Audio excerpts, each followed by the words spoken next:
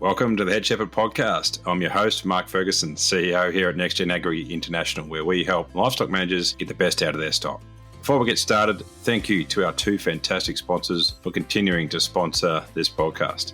MSD Animal Health is perhaps better known as Cooper's Animal Health in Australia and for their Allflex range across the world, with a comprehensive suite of animal health and management products.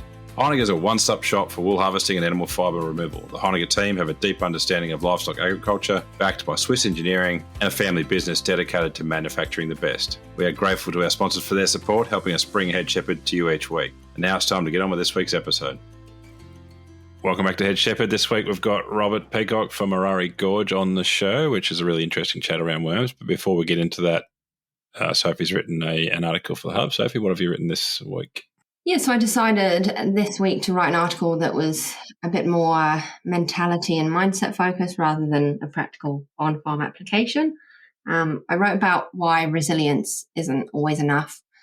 I think there's, especially in New Zealand, there's very much pride taken in being resilient and putting your head down and just keep powering on through. But I think that can actually lead you into some quite sticky situations if you're not poking your head above the sand every now and then just to have a broader look at what you're doing with both yourself and your business. And so, yeah, I thought I'd write a quick article about it is some of the things I have learned in therapy, but also just mindset stuff that I like to keep in my head and so I don't get overwhelmed, and thought I'd share it.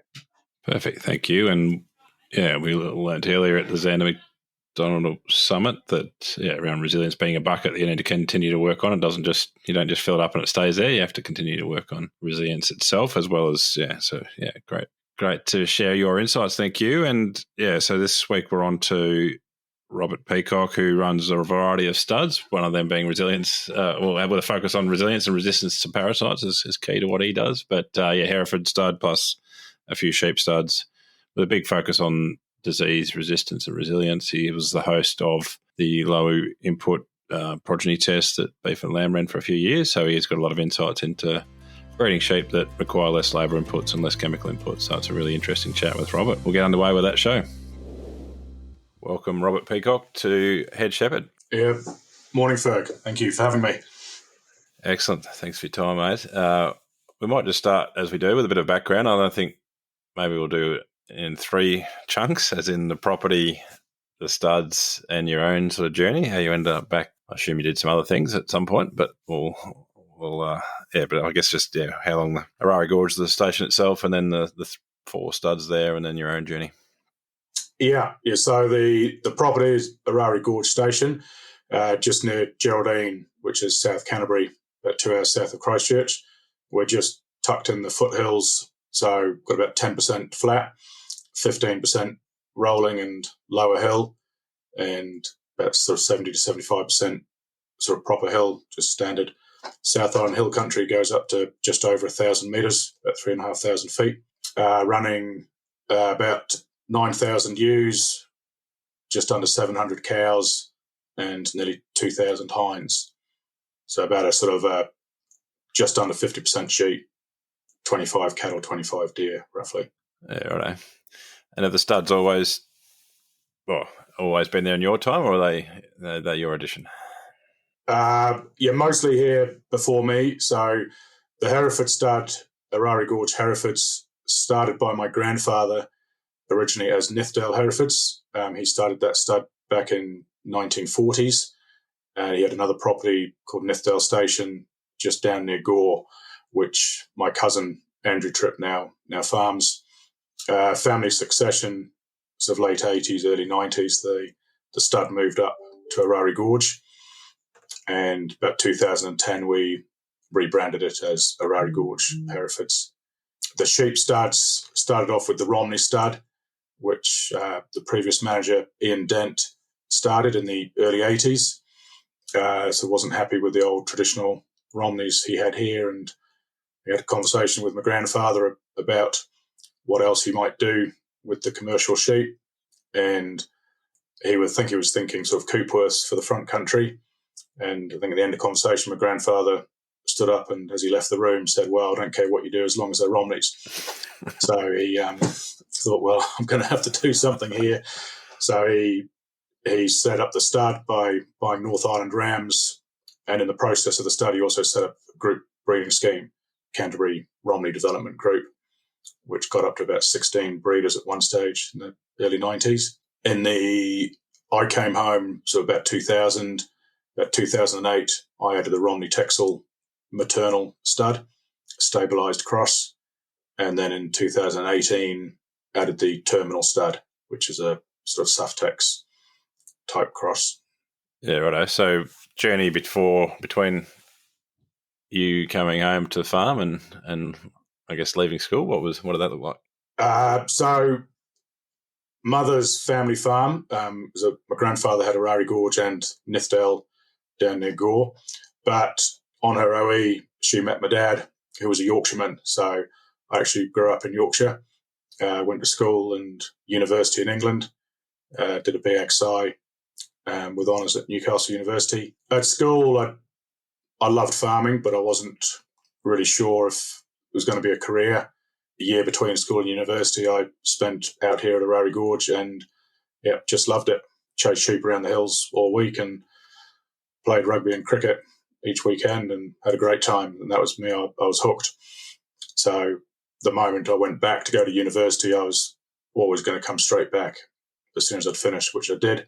I did a bit of travel, then did a postgrad at Lincoln, partly just to put a bit of a New Zealand spin on what I'd learned at Newcastle. It was quite a scientific degree at Newcastle. The Lincoln degree was a bit more applied, which was good. And also made a few contacts and got to make some Kiwi friends and stuff. Did a couple of years working in the Hawke's Bay on a farm there, and then a bit more travel, and then settled back here late 99, just after the World Cup. Saw that and then had to come home. Yeah, right. Excellent. You're fitting into Kiwi culture well, measuring everything by which World Cup it was closest to. Yeah. Obviously now, with the 4 studs now, it'd be interesting to get your reflections on maybe the challenges and rewards of each of those, or which ones you find sort of easy and harder, I guess, in those different breeding Herefords and then 3 different sheep breeds. Yeah, I'm often asked sort of which I prefer or which is most difficult, but it probably tends to go through the season. Like in general, we're busy with one, so that seems to be the focus for that month, and then the next month we're doing something with the other. So I know fairly equal sort of passion for both, and with both, we're our own biggest client, so that's the important thing for us, trying to get it right for our own commercial stock. Especially with the sheep. We use about 100 ram hoggets a year on our commercial ewes across the 3 studs, and then those rams plus others are available for sale as tooters. So we get first crack at the top genetics, but it also means we're not keeping the best, and the best is still available for sale. Yeah, so there's a lot of stuff we're doing that if I was just in the business of selling rams, I might struggle to justify the time and cost recording, unless you're sure you're going to be selling more rams as a result. But the fact we get to use those genetics we're benefiting helps the equation a bit. Yeah, 100%. We might delve into cattle for a bit and then we'll head back towards the sheep, considering we've got a 3-to-1 ratio on studs. But I just had a look there before and I saw that you put your efforts through the feed efficiency units, the Vitality units. What was anything surprising there, or any learnings from that? No, I haven't really got the data back yet, but that it was everything sort of fell into place, really. I was lucky enough to be on the beef and lamb trip, MPI trip to America last year. There's a group of 16 of us, went to the Beef Genetics Conference and then a study tour around beef research institutes through sort of Montana, Wyoming, Kansas and places, and became apparent to us quite quickly just how important the feed efficiency was. Everywhere had feed efficiency bins recording it, not just the universities, but individual farms had them as well. So we could see the importance there. And then when we came back, there was a group of us Hereford breeders that got given the opportunity to put them into the Tamania feed trial there, which was great. So four studs had yearlings in, heifers or bulls. I think I put heifers in, the others might have put bulls in. didn't really matter. They were separate pens. So that's great for us and also great for Herefords that we got that data and we had linked sires between the studs and also linked stars between our studs and the beef and lamb progeny test at Kepler, and the beef and lamb animals will be going through there now. So that'll all help the database with them all being linked. Yeah, cool. Excellent. We'll swing now to the sheep, and there has been a heavy focus on traits that improve animal health, welfare, and reduce labour and the cost of running sheep. What do you think? Obviously, you're your own biggest client, so it's probably obvious, but yeah, why has this become a focus for you?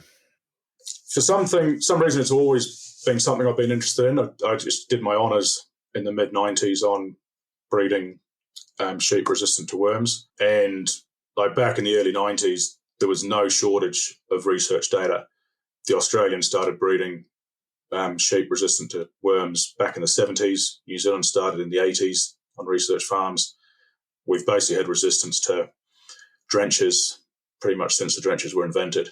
And so, yes, I've been involved for a long time, but then more recently that's become more apparent. Over 30% of New Zealand farms now have resistance to triple combination drenches, and it's become really serious for a lot of people.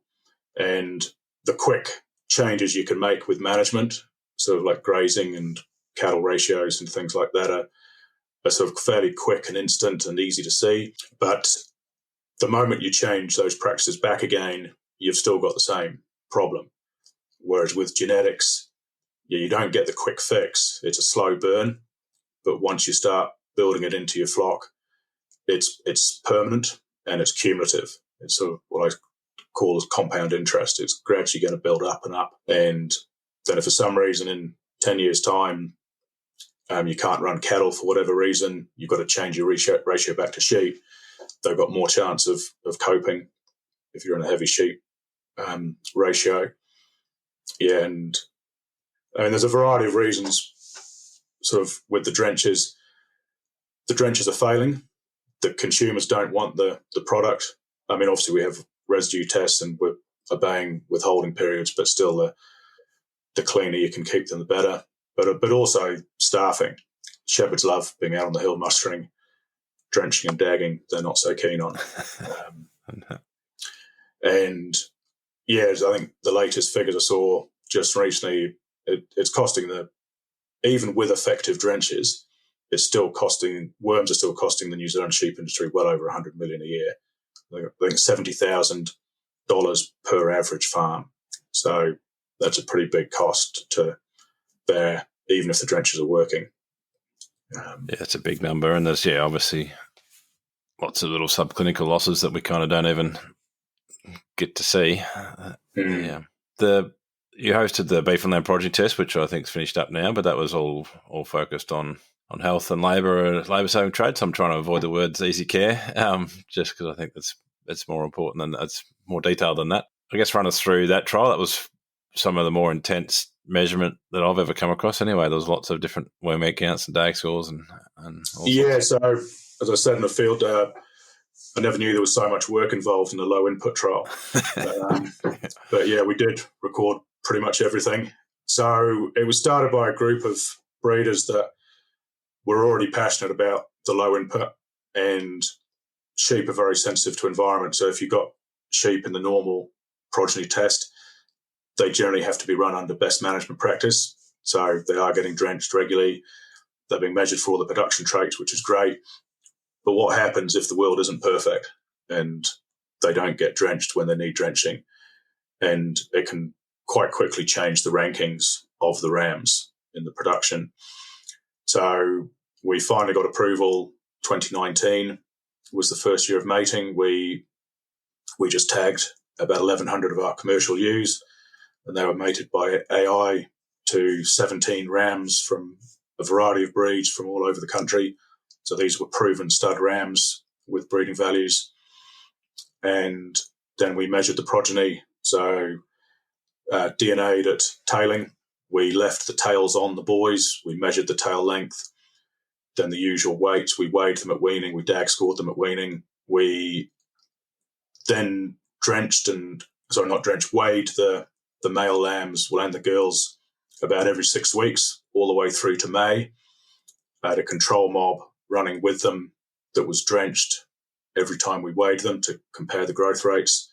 Every lamb was individually WormFEC counted in February and again in May. They were DAG scored in February and May again as well at those events. The ewe lambs went down to Invermay, measured for feed efficiency. They were measured for methane while they were there. They were then also measured for methane when they were back on the farm on grass as well. And people talk about the feed changing the methane, and yes, it does, but it doesn't change the rankings. If a ram's progeny are low emitters on high protein diets, they'll also be low emitters on the others. They're ranking the same, whether they're on grass or clover or whatever. And then those females have been through and measured for the maternal traits, went back to the ram and made it. We got all the kill data each year. The reason we didn't kill them until May on that first year was mainly we just wanted to collect as much data as possible. And if we killed them in February, it wasn't really achieving the goal. So that first year, they went all the way from a weaning drench in December through to May without a second drench, which was quite impressive, and followed the worm counts through them through the season. It was very interesting. Yeah, it's intriguing that, and it's often the problem with any central progeny test. Or any SIR evaluation generally is that, they have to be run to kind of to average the management so that everyone's kind of happy, which means that the really robust animals tend to get a little bit disadvantaged because they could put up with a bit less management, whereas others need, so it is obviously something really important for genetic evaluation to build that connectedness or linkage depending on which side of the ditch you're on. But it is always a bit of a challenge to make sure that we've got that combination of production traits and welfare and labour traits considered. You've been a member of the WormFEC Gold Group. I wonder if you could just explain what that means for those who are outside of New Zealand and kind of the importance of that group and what why they've come together. And sure. Just before we move on from the beef and lamb trial, I think there are reports on the beef and lamb website for sort of production reports and stuff. But one thing I would like to comment on is people often question how much of your farm is management versus genetics. And people often talk about genetics only being 10, maybe 20%. But when you put all the lambs in one paddock, then the difference is 100% genetic. If they're in the same mob for 5 months, and some are growing like hell and stay clean and have a low worm count, and some are not growing very well and daggy, then they're all managed the same. So the difference is purely genetics. And the difference we had between some of the sire lines was huge across all the traits. So people claim to think that genetics don't make much difference. Well, they do. It's massive. When you see those results, they're all under the same management, and you've got sort of 50-kilo lambs that are clean that can go straight to the works, and you've got sort of 38-kilo lambs, and when you dag them, we weighed the dags, and we had 4 kilos of dags off some of those lambs. Right. And that's a huge cost in labour, trying to get those lambs clean and trying to not make the works too grumpy. We had some sort of fairly serious talks with the works, even though we'd paid the shearers to crutch them properly. They still weren't happy with them at the works. And trying to get shepherds to do that stuff is just such a huge cost. So I just want to really reiterate just how important the genetics are. And when you see those rams, most of those rams in that trial were all from studs that were already putting emphasis on the traits, the low input traits. If you put a high performance ram that hadn't put any effort in onto the health traits, then they might have really hit a brick wall and it could have been a disaster. Yeah, and thank you for pulling me up there. It's really, really important. I think everyone that goes farming should run some form of progeny test, because until you see, I think it's always blown my mind, and we get to see it fairly regularly, as you do as a stud breeder. But I think people kind of they never ever see their different genetics they see their genetics under their management often, and it's not until you do some sort of progeny test where you just see the true power of genes. And I think every young person in ag should convince whoever's managing them to do some sort of progeny test, whether it's cattle or sheep or goats or whatever they're running. But it's so powerful to see when they're in the same environment, as particularly these health traits, but also just production traits. The gap is always enormous. It's never a tiny gap. Yeah, and most commercial farmers, at best, all they can do is judge the condition of the bull or the ram 12 months later. And if he's held his condition, they think he's a great bull, but they've got no idea what his daughters are doing out there. Yeah. No, I think it's really, really powerful stuff. And I know that within our team, the people that have, you can completely change someone's view on genetics by getting him to run a progeny test, I reckon. It's really, really once powerful. you've seen it, you're dead right. It's powerful stuff. Yeah. But it's trying to get people to actually see it is the hard thing. Yeah. And I think, like you said with DAGs, I think that's in most talks I give these days, I sort of sit looking into space, thinking about why for 200 years we kept cutting them off when within about 10 you can kind of reduce it down to a much more manageable level with selection. Like it is interesting. And to me, DAGs was one of the biggest learnings of the trial because it is a real cost and it is pretty heritable, like a lot of these traits. Yeah. You don't have to sort of put in shedding sheep or anything to really get rid of them. You can have some pretty woolly sheep that just don't grow DAGs, which is great. And like I say, it's bad enough trying to get shepherds to drench sheep, but trying to get them to crutch sheep is sort of even lower down the wish list. Yeah, no, I ask most crowds hand ups if you like dagging sheep, and I've never had one go up yet, so I don't think that's going to change. And the thing is, as a stud breeder, it's free to measure. Yeah. I mean, we're weighing our lambs. Just have a look at the bum and put the number in. Yeah. It's done. And that was one of the reasons for sort of trying to drive the low input trial in the start with the group of breeders that were involved. So WormFEC had been available since the early 90s. When this trial started, we were nearly 30 years in, and there was only 30 breeders countrywide measuring worm resistance by doing the WormFEC. Partly because of the trial and partly because of the people realising how serious drench resistance is, we've gone from 30 breeders up to about 90 breeders now measuring WormFEC. That's awesome. As a stud breeder is great because if there's only a few of you doing it, it really limits where we can go and get outside size. And the amount of times I've had to take a gamble on a stud ram that's not measuring it. And I agree with everything else he's doing, but he's not measuring the worms. And time again, he's got some great lambs at weaning. 4 weeks later, they're still pretty good. Another 3 weeks later, they've hit a brick wall and they just can't handle it. Yeah. So by encouraging more stud breeders to measure it, it means we can all go faster because we can all then use those genetics with more confidence and make less mistakes.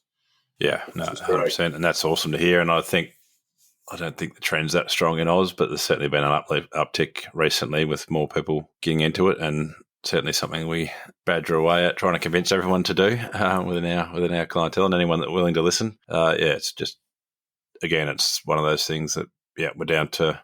I was at a place yesterday and they were down to StarTech has been the only, I guess StarTech and Zolvic's been the only actives, and they won't last for long. So once your triple resistance is in place, it's either change of sheep numbers or drastic changes of management or really work on the genetics. And I think it's awesome to see the power of genetics on that space as well, and really something we should have really been into, but it's great to hear that we have got a big lift in that. Where was I going next with that? If we talk about that group, and I guess it's probably obvious what they're about, obviously really hammering in on or honing in on those worm resistance traits. Just talk to us about the group and what the group's purpose is. So that started a similar time to the low input trial. Well, not when the trial started, but so when the trial started being discussed. So probably about 6 or 7 years ago now. So obviously it's a bit of a marketing thing, trying to promote the studs that are doing the work, breeding these resistant sheep to sort of try and sell more rams. But again, a bit like the trial, it's also trying to encourage other breeders to get on board. And we have criteria that new breeders can meet and get more and more breeders under the same umbrella. And if you get enough traction, the ones that aren't doing it suddenly become the odd ones out rather than the other way around. Yeah. And so more and more people start doing it. So the main criteria is you've got to be doing it for a while. You can't just go and buy someone else's high-resistant ram and say, I'm WormFEC Gold. You've got to have some skin in the game. So we've got an 8-year cutoff. If you've been doing it for 6 or 7 and you've got some really good genetic gain, we have a case-by-case basis of looking at it from the committee. letting people in. They've obviously got to be resistant. See, it's okay measuring it, but are you actually making improvements? So you do have to be above the average of the WormFEC resistance, but also you have to be above the average for the New Zealand maternal worth for the production traits. There are some people that still think that sheep that are bred to be resistant for worms aren't very good at production, and that's absolute rubbish.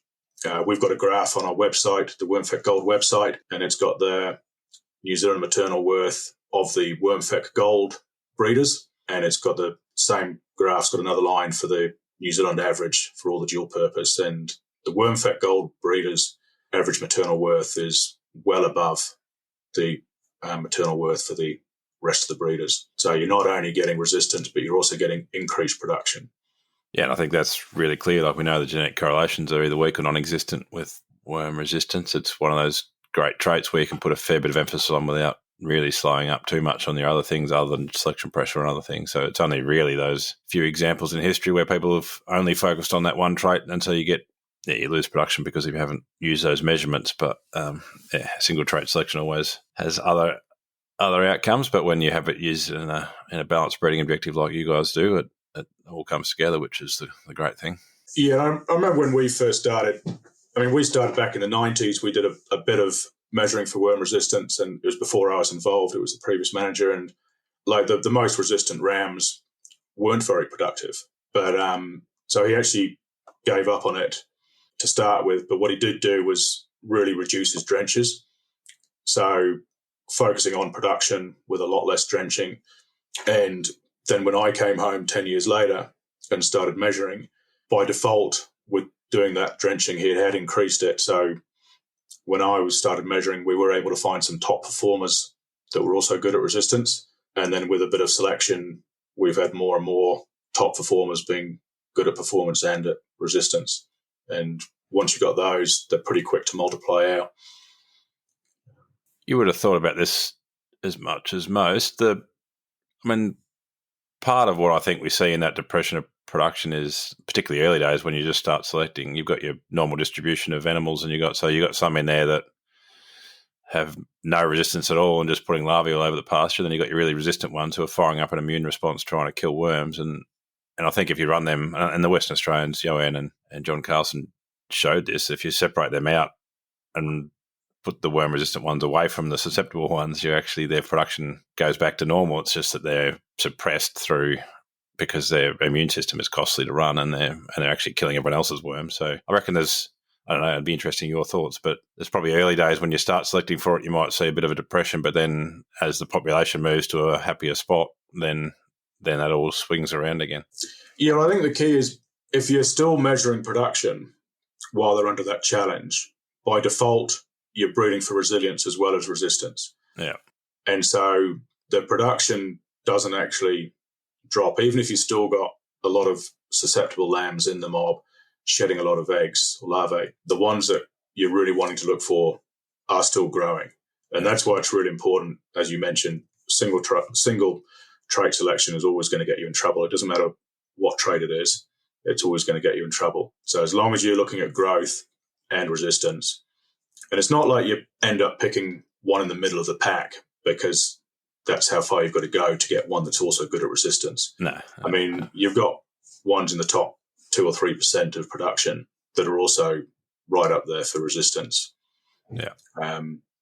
It's putting them under pressure for a prolonged period. And then measuring the best that are growing, and with the lowest counts, you're selecting for resistance, resilience, and for growth, all in the same journey. Yeah, exactly. I guess with that, we've never got a control station to kind of look like what Orari Gorge would look like today if you hadn't done all this selection. But have you got a bit of a feel for sort of what this has meant for the commercial operation at Orari Gorge in terms of, is it compared to how your grandfathers or the manager used to need to have often the drench or dag or that sort of stuff? Or was that a bit hard to tell? It is always hard to measure, and like the shepherds and clients, they often ask me if I think it's working. And there are seasons where it's just a really bad wormy season. You get a mild, wet winter, a lot of eggs and larvae will overwinter, so you're starting off the spring on a higher level than usual. And some of those summers become quite tough. But then when you break it down onto the genetic level, the difference between the sires is huge. And when you see how poorly some sires are performing, especially like when I sort of bought in sires that hadn't been measuring it, like I was culling 20% of my rams sort of 8 weeks after a drench because they weren't handling it. And when I broke it down into sire lines, there were some of my homebred sires where none of their lambs had been culled. They'd all been coping. Yeah. And there was an outside sire where 50% of his progeny had to be culled because they weren't handling the worms. And so if you transcend that through to the commercial population, I mean, that's what would be happening. However bad you think the season is worm-wise, it would be a lot worse if sort of the 20th percentile was suddenly the 80th percentile. That's basically where the whole flock would be. Yeah. Yeah, and we're using very few drenches on the commercial flock. So the ewes haven't been drenched this century. We drenched the two-tooths at mating 2 years ago. That's the first time we've drenched them, and it was just one of those really wet summers after a wet winter. And like I say, it was one where the worms had really overwintered. We'd started on high levels. And it also comes down to grazing management and stuff, because although we're 50% sheep, 25 cattle, 25 deer, that sounds ideal for managing worms. But unfortunately, just with deer fencing and the way the land works, there are big areas of the farm that don't actually see a lot of cattle. The deer farm tends to be full of deer most of the year.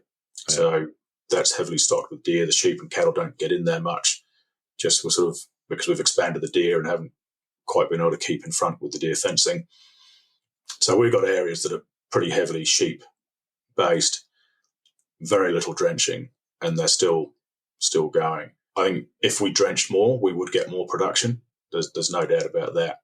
But it's the cost, and not just the cost of the drench, but the cost of what's going to happen in the future. If you're reliant on those drenches and like other people, the drenches stop working, and you've got a naive flock, you're in real trouble. I'm fifth generation here. I've got kids. I'm sort of thinking as much 30 years out as I am 3 years out. Yeah, a bit of production loss now for the long-term gain, I think, is worth it. But you've got to be careful you're not shooting yourself in the foot and going too far. Being too stubborn with your principles can be pretty costly. Yeah, we see the odd case of that where, like I think in your case, where you've been doing it within the rams coming in are all on the better end of the bell curve. It's into the commercial flock. They're obviously been selected for it, but you see the odd person who just decides to sort of stop drenching without doing the 10 years of lead-in of sort of getting the genetics right, and that's can be a scary place. Oh, absolutely. I mean, as much as I believe in the genetics and believe there are better ways than drenching every 3 weeks, I would always recommend anyone that's thinking of drenching less, take baby steps. Yeah. If you're drenching at 3 weeks, in my opinion, that's too often. You should be drenching every 6 weeks. But if they try and do that in the first year, they're going to have absolute disaster. But I mean, you only have to push it out a few days a year, and before you know it, you've halved your drench use. Do a few worm counts, only drench when you have to. It's all the standard worm-wise production advice. But just make sure your genetics are in there, because they're the only true long-term bit. They're the ones that stay around and get better and better. If your management changes back again and you haven't improved your genetics, you're just going to be back to square one overnight. Yeah, 100%. One thing I was just wanted to add in, I guess, was whether Carla was used during the progeny test, and if not, why not, or if so, why? Obviously, there's in New Zealand, at least, there's 2 different ways to breed for resistance. I'd be interested in your opinion of the 2 options. Yeah, so the Carla was discussed at a committee level and a science level for the trial. One of the main reasons it wasn't was the work with Carla and WormFEC. WormFEC has been proven to be the most efficient way of improving the genetics for worm resistance. Yeah. The Carla is good, but it's not as good as actually measuring the WormFEC. So that's seen as the gold standard for measuring for resistance.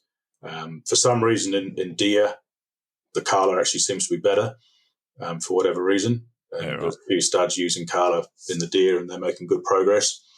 So that was the main reason, just the fact that the science points towards Kala being a much better option for selection. High heritability and and we've done Kala ourselves on our stud a few years back when it first came out, and we had much lower heritability, and they all seemed to be high, which was good, but not as much difference between them. Yeah, right. If you really want to make progress, you need to have a big spread of data. Yeah, and that's why when you're doing WormFEC, you've got to have an average of 800 grams eggs per gram, because if you've got an average of 800, you're probably going to have a spread of a couple of thousand. Yeah, and you can really find the good ones from the bad ones. But if you only average 100 or 200, well, they're all pretty clean. You can't really tell. Lots of zeros and yeah, excellent. The toughest question for the day: what is the last thing you changed your mind about? I should have known this was coming because I listened to most of your podcasts, and so I haven't sort of thought about this, unfortunately. But to be honest, I'm famous for changing my mind. I'm always changing my mind. I know Shepard had a go at me once for changing my mind, and I like to think of it as being flexible rather than indecisive.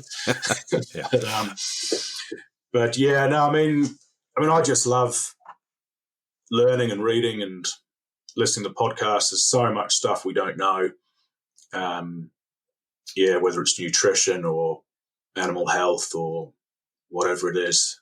Yeah, I just try and, without chasing myself around in circles, I try and keep up to date with all of the information that's out there and trying to put it into practice on the farm. And however much information you've got, it's not always easy implementing it on farm because there's a lot of other factors at play with management and stuff. But and I think it is a good point. We are in a very fortunate time in history, I think, where you can be learning.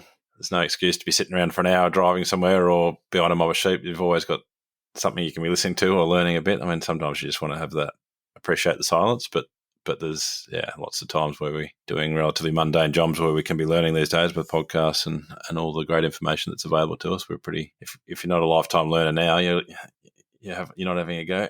Yeah, and I can remember a few years back we were advertising for a manager, and he was asking how we were doing and how we were doing certain things and how much flexibility he would have to implement new ideas. And I said to him, there's almost nothing we're doing today that we were doing the same 10 years ago.